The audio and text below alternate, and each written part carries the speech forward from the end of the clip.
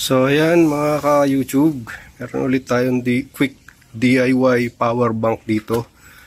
Kasi kailangan ko ng power bank mabilisan. Meron ako rito mga lumang 18650 na lithium. Bali itong gagawin natin mga ka-YouTube, quick DIY lang ito. So solderless tayo mga ka-YouTube. So, ang gagamitin lang natin yung lumang power bank. Ito yung dating power bank na ginagamit ko. Nag-leak na yung mga, tinanggal ko na yung mga battery yung luma. Nag-leak na to, medyo matagal na to eh. Nakita ko lang nung naglinis. Nakatambak, tinanggal ko na kasi medyo delikado yung 18650. Tinanggal ko na. Naiwan itong module. So, ito na lang gagamitin ko para makagawa ng power bank ulit. Imbis na ito, ilalagay ko ulit dito sa casing niya. Eh, yung kabila kasi nito, wala na, nabasag eh. Nung binubuksan. Meron naman ako nitong mga holder ng 18650. Ito na lang gagawin ko. So, ang gagawin na lang natin is mabilisan lang, wala nang hinang-hinang. Di tayo maghihinang. So, pagdudugtungin lang natin yung mga wire. Tapos babalutin ko lang ng tape. Mabilisan lang ito. Gagamitin ko lang naman ito sa pag-charge dung pump ng mineral water. Okay, so yun lang, baka meron kayong mga extra. Ito kasi itong mga 18650 ko na ito ay galing sa battery ng e-bike. Mga medyo humina na, nagpalit na ng cells. So ito magagamit pa rin. Ginagamit ko yung iba nito sa flashlight. Ginagamit ko rin sa ibang So itong gagawin ko ngayon, mabilisan lang na power bank.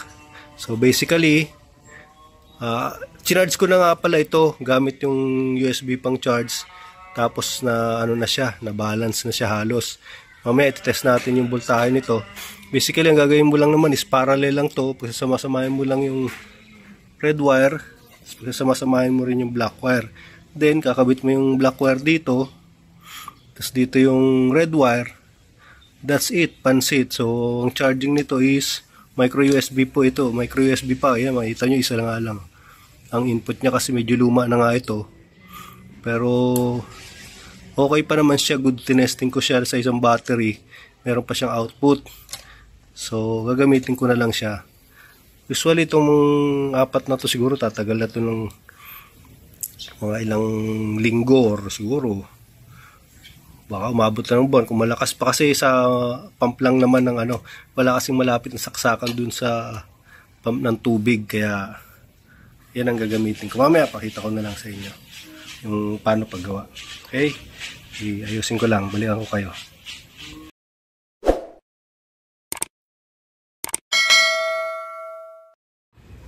So ayan mga ka-e-bike, ay mga ka-YouTube, test lang muna natin yung voltahe nitong mga cell natin. Okay? So ayan. Kita nyo ba? So itong per cell ay nasa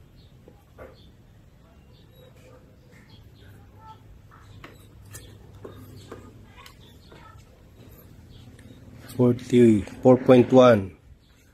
Okay, itong second is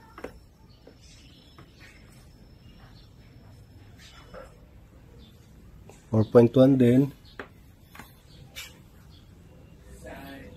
Pangatlo 4.1 din.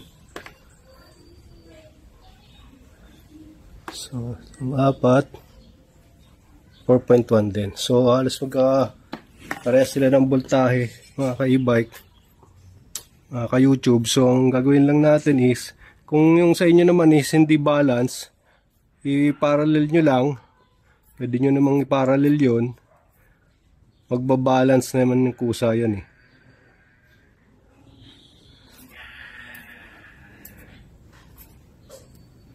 So yan, pagsasamahin lang natin itong mga pula.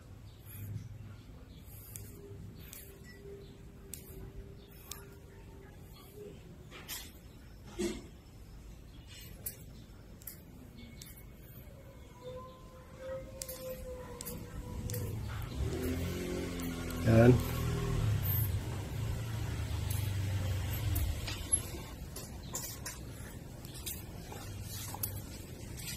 Okay. So ayan mga YouTube. Ayan na, tinanggal ko na yung ano niya. So ikakabit lang natin to. So sabi ko nga, quick DIY lang to, solderless. So hindi tayo maghihinang.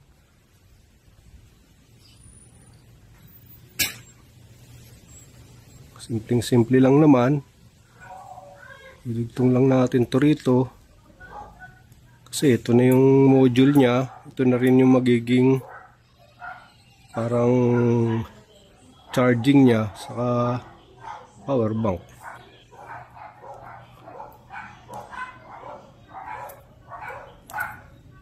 So wala naman masyadong load na gagamitin to. Although pagka siguro pag brownout nagagamit ko ito sa mga cellphone, hindi siya masyadong ano. Kasi nga sabi ko siya nga gagamitin ko lang ito para sa meron itong ano meron itong switch ito sa ilalim. Ayan, yung indicator niya andito sa ilalim. So ayan, okay na siya. Meron din itong ano sa flashlight. So okay. So lang natin.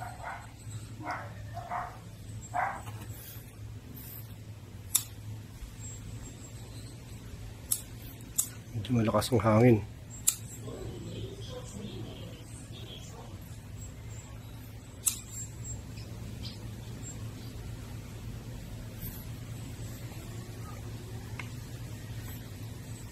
Simple lang ito mga ka-DIY. Sinare ko lang para lang sa mga gusto pa lang subukan, sa mga marunong na. Very basics ito, ba kung ano-ano pang masabi nyo, pero sa mga hindi pa masyado nakakalam, sana makatulong.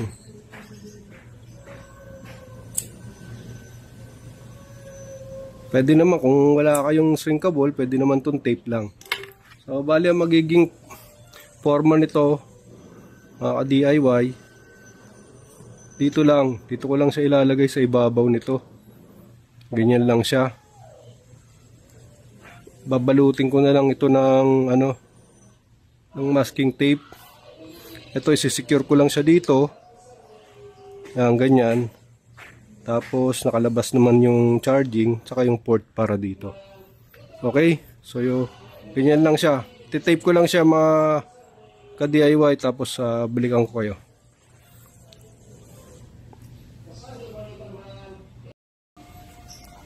So ayan mga ka-DIY. So ayan. Pwede nyong pintasan. Pwede nyong laitin. Pero sabi ko sa inyo, mabilisan lang to kasi gagawin, ipa-charge ko lang dun sa ano. Mga pansamantagal, sabi nga. Wala kasi ako mahagil na casing sana paglalagyan. Pero anyway, okay na. It will serve its purpose. Dalawa itong butas niya originally, pero isa lang yung gagamitin ko lang naman eh. So, ayan siya. Meron siyang flashlight na ano, feature. Ayan, flashlight siya. Pagka nag-brown out, magagamit ko rin yan. Tapos,